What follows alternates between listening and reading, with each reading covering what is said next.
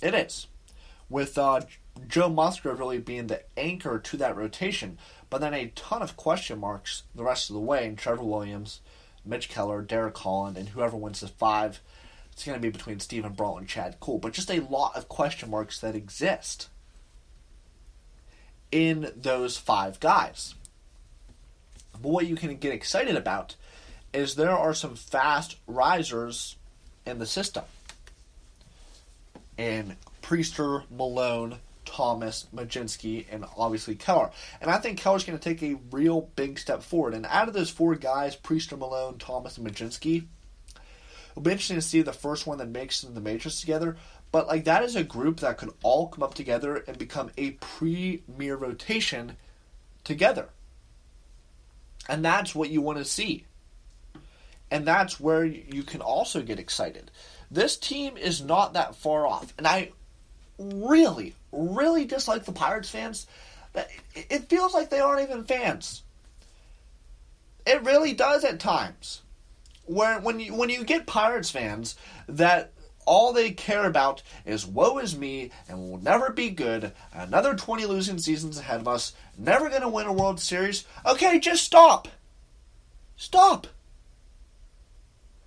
Okay? I'm sick of fans that constantly berate the team when there's so much to legitimately get excited about. And we have went through all the exciting parts of this franchise at nauseum, at length.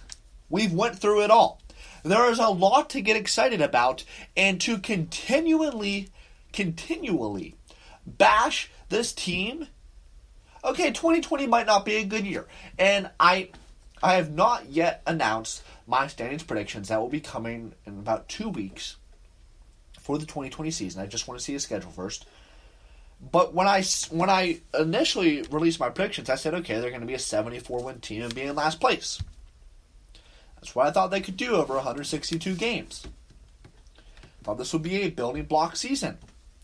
Okay, but when it comes to next year, and when it comes to this 60-game sprint, especially the 60-game sprint, our postseason odds went up 65 times what they would be in a 162-game season.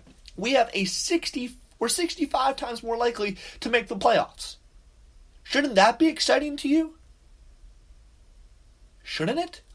65 times more likely to make the playoffs in 2020 than we were initially. So when you're talking about blessings in disguise from this coronavirus pandemic, look at that. What could happen in 2020?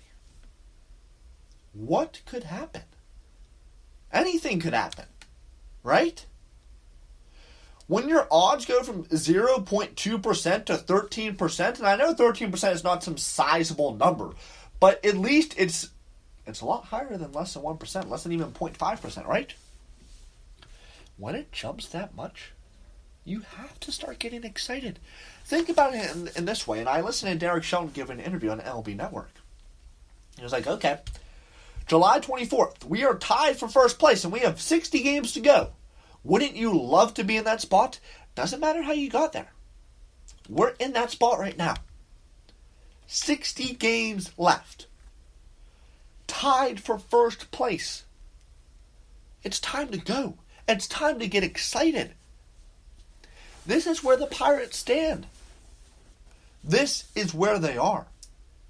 And when you look at the future of this team and sort of the division as a whole, the Cubs and Brewers don't have a very bright future. The Reds and the Cardinals do. But the sort of teams that have the bright future are the Reds, Cardinals, and Pirates. Cubs and Brewers are going to be in the bottom of the Central very soon. Especially the Brewers and the Cubs. But there are exciting days ahead. The future is significantly brighter than 2019. Don't you dare forget 18 when they were a winning team either. Derek Shelton's going to surprise some people in 2020. I can promise you that much. He is going to surprise a lot of people. And you better get on board now. You better get ready now, because 2020 is going to be fun. This season is going to be fun. July 2nd is one of the most important days on the Major League Baseball calendar, especially for small market teams like the Pittsburgh Pirates. Unfortunately, things have changed. New Pittsburgh Pirates general manager Ben Cherington and his staff got off to a great start with the organization. He has already added multiple top talents via the Starling Marte trade, bringing in Liover Peguero and Brennan Malone. Cherington also just finished up his first draft class, which has received high grades thus far. He was able to add one of the best hitters in the draft class, Nick Gonzalez, who was already considered a top 100 prospect in baseball. However, there have been two questions that have popped up so far regarding Ben Cherington's strategy. First, when will he address bringing in a top catching prospect? Secondly, why did he use 5 of his 6 total draft picks on pitchers? While Cherington and his staff have given the generic responses about taking the best available player on their boards, there could be more to it. A few weeks ago, I took a look at Baseball America's outline of the Pittsburgh Pirates 2020 international signing class. One thing I noticed right away was that there were a lot more hitters than pitchers on the list. In fact, this could be why Cherington focused on bringing in more arms via the amateur draft. All in all, Baseball America listed the 8 top prospects they know or signed with the Pirates. 6 of these players are hitters. This could make sense as to why Cherington was able to stick to taking the arms he wanted in the draft. Unfortunately, we will not have an exact answer for some time. Earlier this week, July 2nd, is normally when the international signing window opens and prospects officially sign with teams. Beyond the 8 known players signed with the team, there likely would have been at least another handful of notable prospects signed along with many others. It would have been interesting to see if the overall class would have continued to be hitter heavy or not. The top prospect the team is expected to sign is outfielder Shaylin Polanco. He ranks as a consensus top 10 available prospect. Obviously, it will be very important for him to get officially signed when the signing period opens back up. As of now, the international signing window has been pushed back until January 15th, 2021. This has been a date they have considered moving the window to in the past.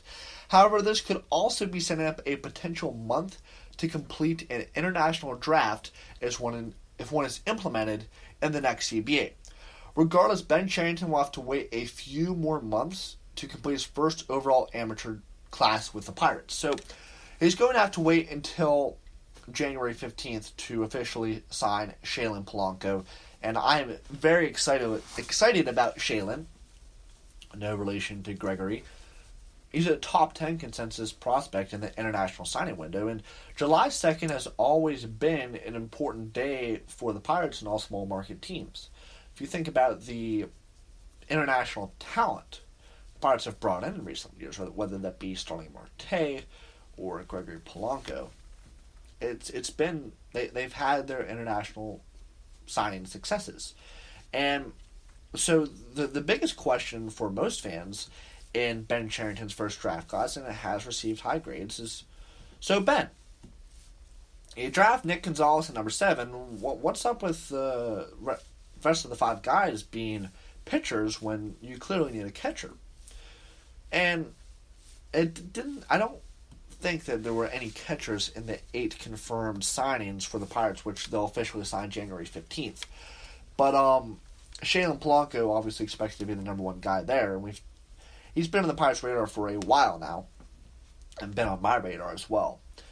But what I'm interested in seeing when it comes to international signings is what happens in the next CBA. And really the next CBA, and we could honestly have an entire episode dedicated to that collective bargaining agreement that will have to be hashed out following the 2021 season.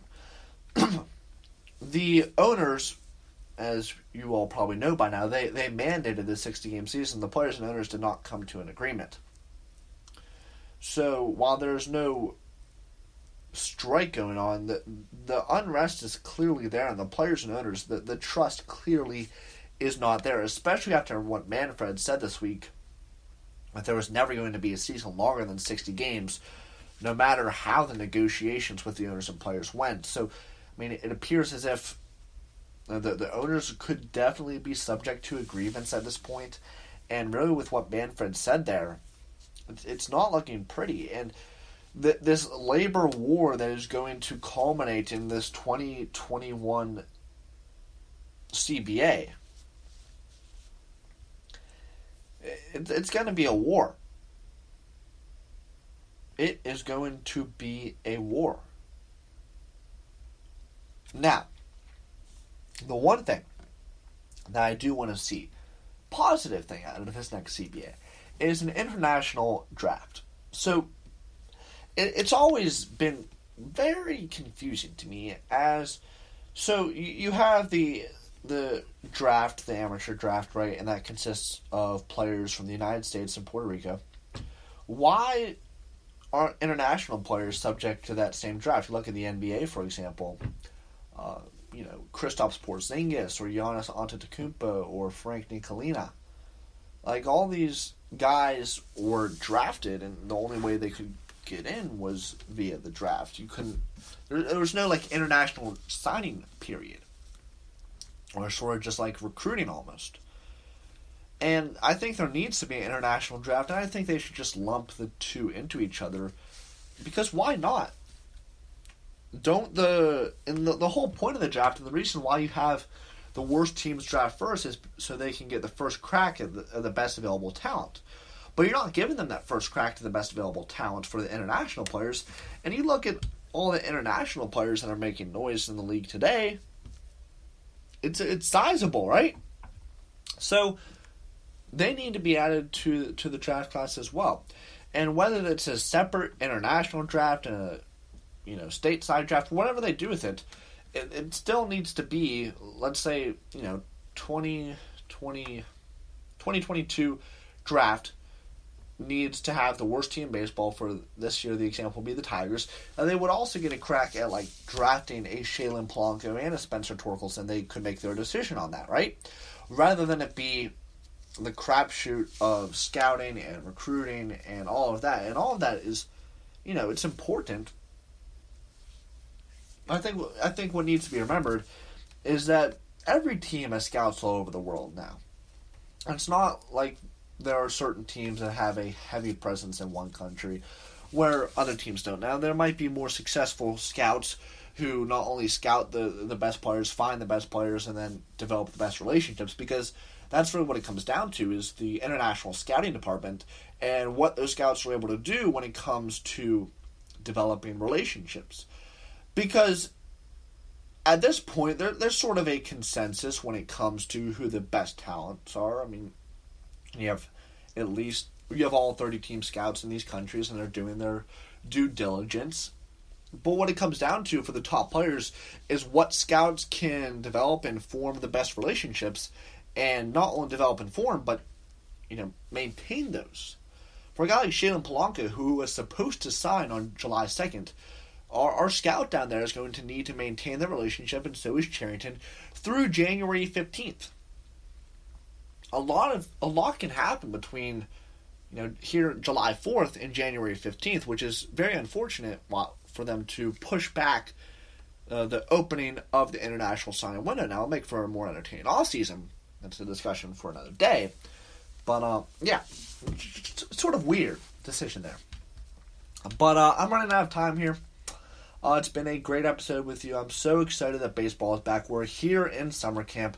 There should be a schedule released this week, and we will break it all down for you next Saturday here at noon on bucco-booth. Please give me a follow on Instagram at buckdugout. You can put your mailbag questions in there. Usually we put it up about the day before the show, so you can ask any of your Pirates questions in there. Get all of your Pirates news, scores, updates, injuries, whatever you want. We've definitely got it there. And it's been a fun podcast. Happy 4th of July. Be safe today, okay, with the fireworks. I know there are no fireworks shows going around, but don't shoot your hand off or do something stupid. And, have a great 4th to celebrate. This is a great country. Be proud of it. God bless America today and always. And as always, let's go.